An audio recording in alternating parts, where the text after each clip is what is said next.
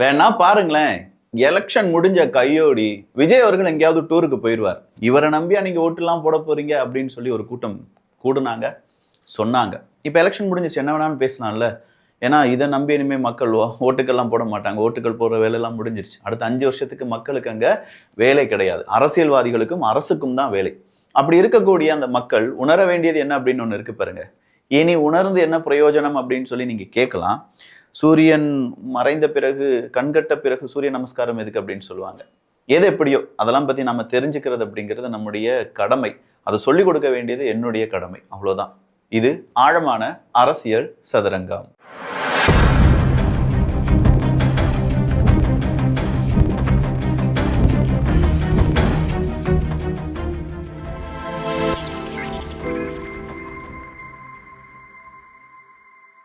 நம்ம வீட்டு குழந்தைங்களுக்கு மேஜிக் ட்ரீ இந்த மாதிரி தண்ணி ஊற்றி அதில் விசில் அடிக்கக்கூடிய செராமிக்கில் செஞ்ச இந்த விசில் பேர்டு இரண்டுக்குமான டீட்டெயிலை வீடியோக்கு எண்டில் கொடுத்துருக்கேன். கொஞ்சம் தான் ஸ்டாக் இருக்குது, ரொம்ப ரொம்ப கம்மி விலையில் கொடுக்க போகிறோம். வேணுங்கிறவங்க வாங்கிக்கோங்க. பொதுவாக 5 மணிக்கு மேலே திடீர்னு போலிங் பர்சன்டேஜ் அப்படிங்கிறது ஸ்பைக் ஆகுமா? இது ஒரு பேட்டர்னாக இருந்திருக்கு இவ்வளோ எலெக்ஷனில். ஏன் அப்படின்னா, இந்த 5 மணிக்கு மேலே ஒரு பேட்டர்ன், ஒரு 7 மணி வரை எப்படியான போலிங் ஸ்பைக் அப்படிங்கிறது இருக்குன்னா, எல்லாரும் வீட்டை விட்டு 5 மணிக்கு மேலே போய் போல் பண்ணலாம், ஓட்டு போடலாம் அப்படின்னு சொல்லி வருவாங்களான்னு கேட்டால் கிடையாது. அந்தந்த தொகுதியில் யார் யார் ஓட்டு போடலை அப்படின்னு சொல்கிறவங்களுடைய ஒரு லிஸ்ட் எடுக்கப்படும். அப்படி லிஸ்ட் எடுக்கப்பட்டு அவங்களுக்கு பதிலாக யாரை வச்சு ஓட்டு போடலாம், ஒருவேளை அவங்க இறந்துருக்கலாம், ஊரை விட்டே காலி பண்ணி போயிருக்கலாம், 10 வருஷமா ஓட்டு போடாத ஒரு நபராக இருந்திருக்கலாம், இறந்து 10 வருஷமா இருந்திருக்கலாம். இப்படிப்பட்ட நபர்களுடைய அந்த டேட்டாவெல்லாம் எடுத்துட்டு, ஏன்னா அவங்க கிட்ட அந்த காப்பி பேப்பர்லாம் இருக்கும் பார்த்தீங்களா, வாக்காளர்கள் எத்தனை பேர் வந்தாங்க, எத்தனை பேர் வரல. அப்போ இந்த பேப்பர்லாம் எடுத்துட்டு போய் உடனடியாக அவங்க ஒரு லிஸ்ட்டை தயாரித்து பல மனிதர்களை கூப்பிட்டுட்டு வந்து ஒரு 30, 40 ஓட்டு, 50 ஓட்டு, 100 ஓட்டு, 1000 ஓட்டு அப்படின்னு சொல்லி கள்ள ஓட்டு போடுவாங்க. இந்த கள்ள ஓட்டு அப்படிங்கிறத இந்த எலெக்ஷனில் போட முடியல. காரணம் என்ன அப்படின்னு கேட்டால் எஸ்ஐஆர் வந்தது தான் காரணம். அதனால நிறைய கட்சிகளால், குறிப்பாக சொல்லக்கூடிய கட்சிகள், அது ஆளும் கட்சியை சொல்கிறாங்க, திமுகவை சொல்கிறாங்க, இன்னும் பலர் அதிமுகவை சொல்கிறாங்க. எது எப்படி இருந்தாலும் இந்த கள்ள ஓட்டு போடக்கூடிய விஷயம் அப்படிங்கிறது இப்போ இருக்கக்கூடிய அரசியல்வாதிகளுக்கு கொஞ்சம் குதிரை கொம்பாக மாறிவிட்டதாக சொல்லப்படுகிறது. அப்போ இந்த எஸ்ஐஆரை எதிர்த்த ஒரு கூட்டணி இருந்துச்சு தெரியுமா? திமுக கூட்டணி கொத்தூஸ், எவ்வளோ எதிர்ப்பை தெரிவிச்சிங்க நீங்கள். எஸ்ஐஆர் வரக்கூடாது, எஸ்ஐஆர் வந்தால் எவ்வளோ பேருக்கு ஓட்டு போயிரும் தெரியுமா? இப்போ உண்மை புரிஞ்சிருச்சா? எஸ்ஐஆரால் மறுபடியும் ஏதாவது போராட்டம் வந்துச்சா? கள்ள ஓட்டு போட்டாங்கன்னு தான் இங்கே நிறைய பேர் பிரச்சனை பண்ணாங்களே தவிர, என் ஓட்டு அந்த லிஸ்ட்டில் வந்து அதிகமாக என் பேர் கிடையாது அப்படின்னு சொன்னவங்களுடைய அந்த அந்த பர்சன்டேஜ் அப்படிங்கிறது ரொம்பவே கொஞ்சோண்டு தான். அப்போ உண்மையிலேயே செத்தவன், ஊரை விட்டு காலி பண்ணி போனவன், இல்லாட்டி இந்த ஊரில் இல்லை வேற ஊரில் போய் ஓட்டர்ஸ் ஐடி எடுத்தவன், இவங்களுடைய பேர் தான் நீக்கப்பட்டிருக்கிறது. ஆனால் மக்களை எப்படி மண்டைய கழுவுனீங்கடா டேய்? அதெல்லாம் மக்கள் பார்த்துருக்காங்க, கேட்டிருக்காங்க. ஆனால் என்ன, ஒரு பிரயோஜனம் இல்லை. மக்கள் நீங்கள் எழுத வேண்டிய விதியெல்லாம் எழுதிட்டீங்க. அடுத்ததான் இன்னைக்கு என்னெல்லாம் அலம்பு நடந்திருக்கு அப்படிங்கிறத நம்ம பார்க்க போகிறோம்.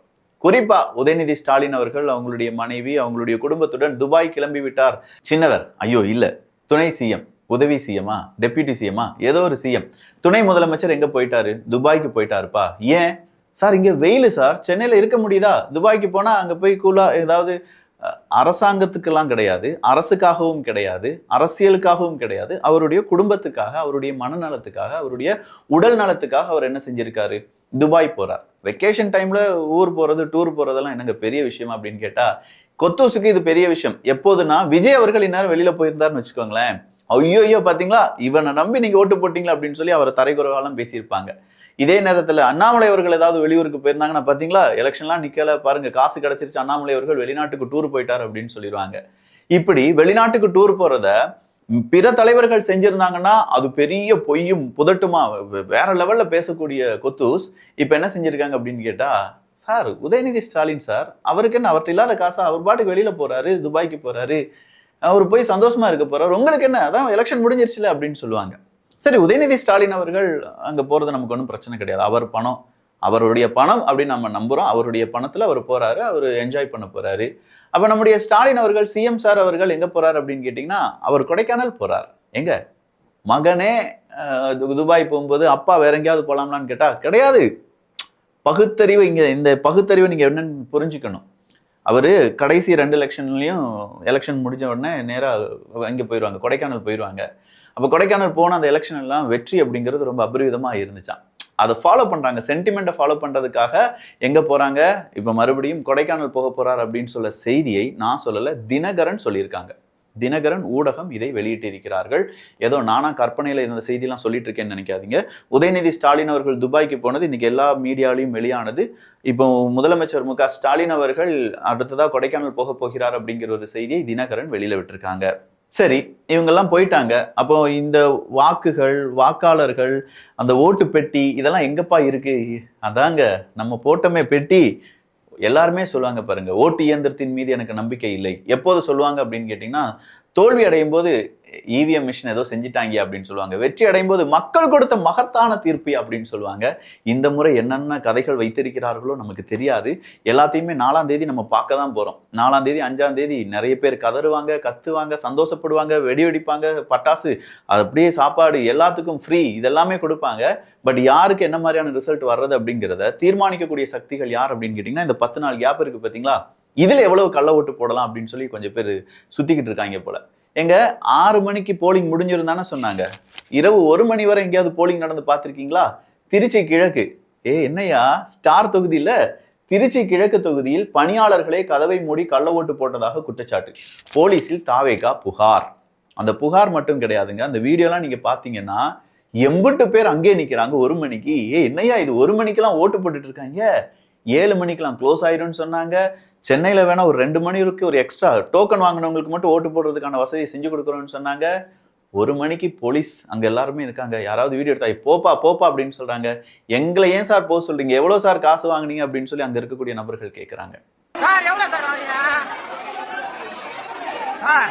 கல்யாணம் தெரிஞ்சு நடக்குதா கேக்குறீங்களா சார்? கல்யாணம் தெரிஞ்சு சார் சார் தள்ளுங்க சார், எவ்வளவு வாங்குறீங்க? கல்யாணம் தெரிஞ்சு நடக்குது சார்.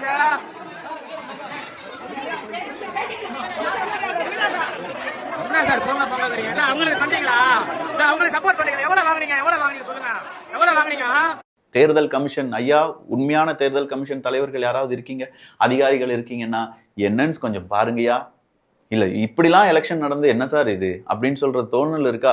நாளைக்கு இப்ப ஏப்ரல் 4ஆம் தேதி, மே 4ஆம் தேதி வந்து என்ன சொல்லுவாங்க, ஒருவேளை விஜய் அவர்கள் தோற்றுவிட்டார்கள் என்றால் இங்க கள்ள ஓட்டு போட்டிருக்காங்க அப்படிங்கிறது நிரூபணமாகி இருக்கிறது. வீடியோ எவிடன்ஸோடு சிக்கி இருக்காங்க. ஒருவேளை விஜய் அவர்கள் ஜெயித்து விட்டார் என்றால் அதற்கும் கள்ள ஓட்டு தான் காரணம் அப்படின்னு சொன்னாலும் சொல்லுவாங்க. இதுல எது நடந்தாலும் சம்பவம் இங்க கள்ள ஓட்டு போட்டிருக்காங்க அப்படின்னு தான் அங்க வீடியோல இருந்து நமக்கு தெரிய வருது. அப்ப இந்த வீடியோவை பதிவு செய்த நிறைய அங்க இருக்கக்கூடிய மனிதர்கள், மக்கள் கேள்வி கேட்கிறாங்க. அங்க இருக்கக்கூடிய காவல்துறை அதிகாரிகள் இவங்களை வீடியோவை ஒரு எவிடன்ஸா வச்சு இவங்க விசாரணை செஞ்சாலே, நல்லபடியா விசாரணை செஞ்சாலே, எங்க காவல்துறை அதிகாரிகள்லாம் நல்லபடியா விசாரணை செஞ்சாலே அங்க என்ன நடந்துச்சு அப்படிங்கிறது தெரிஞ்சுக்கலாம். 1 மணிக்கு ஓட்டு போட்ட சரித்திரம் அப்படிங்கிறது நம்ம தமிழ்நாட்டில் நடந்திருக்கு என்பதையும் குறிப்பிட வேண்டியதாக இருக்கிறது. தாம்பரம் சட்டமன்ற தொகுதிக்குட்பட்ட பீர்க்கன்காரணை வாக்குச்சாவடியில் வாக்கு எண்ணிக்கை முரண்பாடு. உணவு இடைவெளியின் போது தெரியாமல் கூடுதலாக 6 வாக்குகள் செலுத்தப்பட்டதாக விளக்கம் அளித்த அதிகாரி. தெரியாம நடந்துருச்சுங்க, 6 ஓட்டு தானே அப்படின்னு சொல்லியிருக்காங்க. என்னையா இது, சாப்பிட போன இடத்துல 6 ஓட்டை யாரையா போட வச்சிங்க அப்படின்னு கேட்டா, தெரியாம நடந்துருச்சு பாஸ் அப்படின்னு சொல்லியிருக்காங்க. எங்க நீதி கேட்டுட்டு நம்ம இங்க பேசிட்டு இருக்கோம். இந்த நீதி கேட்டு பேசுற நமக்கு நீதி கிடைக்குமா அப்படிங்கிறத மக்களாகிய நீங்க பார்த்துட்டு சொன்னா போதும். எனக்கு மக்கள்கிட்ட சொல்ல வேண்டும் இந்த விஷயங்கள் எல்லாம். இதை மீடியா, மெயின் ஸ்ட்ரீம் மீடியா யாருமே பேச போறது கிடையாதுன்னு எனக்கு நல்லாவே தெரியும். நான் கூட பேசலன்னா இது யார் உங்க முன்னாடி கொண்டு வருவாங்க அப்படிங்கிற ஒரே ஒரு ஏக்கம் மட்டும்தான். இதுக்கு பிறகு பேசியும் எந்த பிரயோஜனமும் இல்லை விக்கி அப்படின்னு நீங்க சொல்லலாம். பட் அடுத்த 5 வருஷம் ரொம்ப குரூஷியலானது. அரசியல் சதுரங்கம் சேனலை மூடணும், திறந்து வச்சிருக்கணுங்கிறது மேட்டர் கிடையாது. இந்த எலெக்ஷன் முடிவு வரையாவது என்னெல்லாம் பித்தலாட்டம் நடந்திருக்கு அப்படிங்கிறது நீங்க தெரிந்து கொள்ள வேண்டும் அல்லவா? அப்படி தெரிஞ்சுக்கிட்டாதான் நம்ம குழந்தைகளுக்கு சொல்லி வளர்க்க முடியும். இப்ப குழந்தைகள் எல்லாருமே அரசியல்ல கொஞ்சம் நாட்டம் செலுத்துகிறார்களே, யாருக்கு அப்பா ஓட்டு போடுனீங்க, யாருக்கு நீங்க ஓட்டு போடணும், தாத்தா அவருக்கு தான் ஓட்டு போடணும் அப்படின்னு சொல்லி அனுப்பின குழந்தைகள்லாம் இருக்காங்கல்ல. இப்ப 10ஆம் கிளாஸ் படிச்சுட்டு இருக்கிறவங்க எல்லாம் அடுத்த 5 வருஷத்துல கண்டிப்பா எலெக்ஷனுக்கு ஓட்டு போடக்கூடிய மனிதர்களாக மாறி விடுவார்கள். அந்த நேரம் இருக்கு. அப்ப அந்த நேரமே இந்த வீடியோ எல்லாம் அந்த மனிதர்கள், அந்த மாணவர்கள், இளைஞர்கள் பார்த்து பார்த்து வளரும்போது அரசியல்னா இதுதான். அப்ப இந்த அரசியல் இருந்து நமக்கு ஒரு விடுதலை கிடைக்க வேண்டும் யோசிப்பாங்களா? ஸோ நெக்ஸ்ட் 5 இயர்ஸ் ரொம்ப குரூஷியலான 5 வருஷம் அப்படின்னு நான் சொல்லுவேன். அடிச்சு சொல்லுவேன், அடுத்த தலைமுறையினுக்கான ஓட்டு அடுத்த 5 வருஷத்துல நடக்கக்கூடியது தான். இப்ப நடந்தது அதுக்கான இனிஷியல் ஃபேஸ். அந்த இனிஷியல் ஃபேஸை நம்ம கடந்துட்டோம்.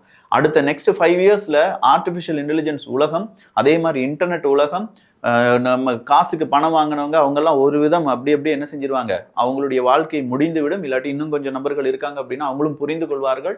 இது எல்லாத்தையும் தாண்டி நெக்ஸ்ட் 5 இயர்ஸ்ல நடக்கக்கூடிய எலெக்ஷனுக்கான முன்மாதிரியை நாம இப்ப பார்த்துட்டு இருக்கோம். அடுத்ததா நடிகர் கட்சி நிர்வாகிக்கு விழுந்த வெட்டு அப்படின்னு சொல்லி நியூஸ் ஜேல நான் ஒரு நியூஸை பார்த்தேன். ஆக்சுவலா என்னன்னா, தாவேகா அந்த கட்சிக்கு அங்க நிர்வாகிகள் திமுக கூட சண்டை, உடனடியா வெட்டு விழுந்திருக்கு அப்படிங்கிறது தான். பட் நியூஸ் ஜே அதிமுகவினுடைய ஊடகம் அப்படிங்கிறது தெரியும். மற்றும் பல கட்சியினர் அப்படின்னு சொல்லி யார் சொல்லுவாங்க, விஜய் அவர்கள் சொல்லுவாங்கல்ல. அப்ப அதுக்கு தகுந்த மாதிரி தாவேகான்னு சொல்லாம அவங்க எப்படி சொல்லியிருக்காங்கன்னா, நடிகர் கட்சி அப்படின்னு சொல்லியிருக்காங்க. பலே பலே, நல்ல ஆக்கப்பூர்வமான சிந்தனையாக இருக்கிறது. மே 4 மாலை முதல் மென்டல் ஹெல்த் கிளாஸஸ் எதிர்கால அணில்களின் நலத்தை முன்னிட்டு ஆரம்பிக்கப்படும் அப்படின்னு சொல்லி SV சேகர் அவர்கள் சொல்லியிருக்காங்க. சார், இந்த பறவைன்னு ஒன்று இருக்கு பார்த்தீங்களா, ஒவ்வொரு சீசனுக்கும் ஒவ்வொரு இடத்துல போய் தஞ்சம் புகுமா அந்த பறவை. அந்த மாதிரி SV சேகர் நீங்க இன்னைக்கு எந்த கட்சியில் இருக்கீங்கன்னு யாருக்குமே தெரியாது. திமுகவில் இருக்கிறதா சொல்றாங்க. போன முறை நீங்க பாஜக, அதுக்கு அதிமுக அப்படிலாம் இருந்தீங்க. பட் இந்த இடத்துல மென்டல் ஹெல்த் கிளாஸஸ் எதிர்கால அணில்களின் நலத்தை முன்னிட்டு ஆரம்பிக்கப்படும் அப்படின்னு சொல்லியிருக்கீங்க பார்த்தீங்களா. பரவாயில்ல, நாங்களும் வெயிட், உங்களுக்கான ஒரு கிளாஸ் எடுக்க வேண்டியதாக இருக்கும் அப்படின்னு சொல்லி நிறைய பேர் கீழே கருத்துக்களை பதிவு பண்ணியிருக்காங்க. SV சேகர் அவர்கள் இவ்வளவு நாள் சம்பாதிச்சு வச்சிருந்த அத்தனை பேரையும் கெடுத்துக்கிட்டார் அப்படிங்கிறது பலருக்கும் தெரிஞ்ச விஷயம்தான். இன்னும் முக்கியமான சில விஷயங்கள் எல்லாமே நடக்க போகிறது. அது என்னங்கிறத பொறுத்திருந்து பார்க்கலாம். ஓமலூரில் பயங்கரம். ஓமலூர் அருகே நள்ளிரவில் வீடு புகுந்து 10 வயது சிறுவன் வெட்டி கொலை. மர்ம நபர் சரமாரியாக வெட்டியதில் சிறுவனின் தாயின் கை துண்டானது அப்படின்னு சொல்லி, என்னையா இது, எங்கேயா போயிட்டு இருக்கோம்? ஒரு குழந்தைய கொள்வதற்கு ஒருத்தன் வந்து முகமூடி போட்டுட்டு வந்து கொண்டு இருக்கான் அப்படிங்கிறதெல்லாம் அக்செப்டே பண்ண முடியலங்க. பயமா இருக்கு, கொஞ்சம் பதட்டமா இருக்கு. அந்த செய்தியை வாசிச்ச உடனே நெஞ்செல்லாம் ஒரு மாதிரி நர்வஸ் ஆயிடுச்சு அப்படின்னு சொல்லலாம். இதெல்லாம் தட்டி கேட்கறதுக்கு காவல்துறை அதிகாரிகள் தயாராக இருப்பார்கள். சீக்கிரம் குற்றவாளியை கண்டுபிடித்து விடுவார்கள் அப்படின்னு சொல்லி நம்ம நம்புவோம். தாவேகா பெண்களை ஒருத்தன் தப்பா பேசிட்டான்னு சொன்னதுக்கே விஜய் நேர்ல கம்ப்ளைண்ட் கொடுத்துட்டு வந்தார். ஆனா ஒரு கர்ப்பிணி பொண்ணு கூட பார்க்காம அடிச்சிருக்காங்க. சீமான், சாட்டை, இடும்பவனம் ஒருத்தன் கூட வாயை திறக்கல அப்படின்னு சொல்லி நிறைய பேருடைய ஆதங்கத்தை என்னால பார்க்க முடிந்தது. காரணம் இருக்கு. நாம் தமிழர் கட்சியினுடைய ஒரு பெண் நிர்வாகி அப்படிங்கிறவங்க அடிச்சு துன்புறுத்தப்படுறாங்க. அவங்க கர்ப்பமா இருக்காங்க. அந்த அனீஸ் பாத்திமா அப்படிங்கிற அந்த பெண் வேட்பாளரை தாக்கின திமுகவை எதிர்த்து இடும்பவனம் கார்த்திக், சாட்டை துரைமுருகன் நேத்து வரை ஏதாவது ட்வீட் போட்டிருந்தாங்களா அப்படின்னு சொல்லி எல்லாரும் கவனிக்கிறாங்க.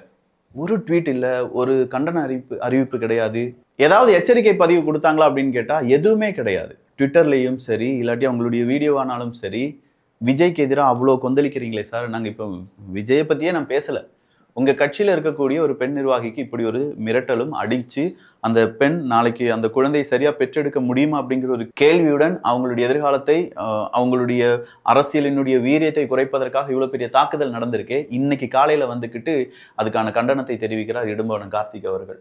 இன்னைக்கு 24ஆம் தேதி கரெக்டாக ஒரு 2 மணி, ஒரு மணிக்கு அந்த டைமில் இதை பற்றி சீமானவர்கள் பேசுகிறார்கள். கண்டன ஆர்ப்பாட்டம் நடத்தப்படும், NTK சார்பாக கண்டன ஆர்ப்பாட்டம் அப்படிங்கிறது நடத்தப்படும், இன்று நடத்தப்படும் அப்படிங்கிறத NTK அறிவித்திருக்கிறார்கள். ஆனா இவ்வளோ ஒரு சம்பவம் நடந்த பிறகும் சாட்டையெல்லாம் பேசவே இல்லை அப்படின்னு சொல்றதெல்லாம் சத்தியமா சொல்றேன், இதெல்லாம் சரியே இல்லை. ஒரு கட்சியை அழிப்பதற்கு தலைவனோ தொண்டனோ இல்லாட்டி தலைவனுக்கு அடுத்தபடியா இருக்கக்கூடிய நபர்கள் யாரா வேணாலும் இந்த அளவுக்கு ஒரு கட்சியை அவ்வளோ அதல பாதாளத்திற்கு கொண்டு செல்ல முடியுமா அப்படிங்கிற ஒரு கேள்வியுடன் நாம் தமிழர் கட்சியினுடைய எதிர்காலம் இருக்கிறது. நான் சொன்ன மாதிரி இந்த மேஜிக் ட்ரீ அப்படிங்கிறத சூப்பரான ஒரு விஷயமா நம்ம குழந்தைகள்கிட்ட கொடுக்கலாம். ஒரு ஸ்டாண்டு கொடுத்துருப்பாங்க, அது கூடவே ஒரு லிக்விடும் கொடுத்துருப்பாங்க. அந்த ட்ரீயை டெக்கரேட் பண்றதற்காக 2 டெக்கரேஷன், ஒரு கிளிட்டர் பவுடரும் கொடுத்துருப்பாங்க. அந்த ஸ்டாண்ட்ல அந்த ட்ரீயை நிக்க வைக்கிறீங்க. நான் கொடுத்துருக்கக்கூடிய அந்த லிக்விட் இருக்கு பார்த்தீங்களா, அந்த லிக்விட் எடுத்து அந்த ட்ரீனுடைய மேல் பகுதியிலிருந்து அப்படியே கீழே ஊற்றி அந்த ஸ்டாண்டில் விழுற மாதிரி வச்சிருங்க.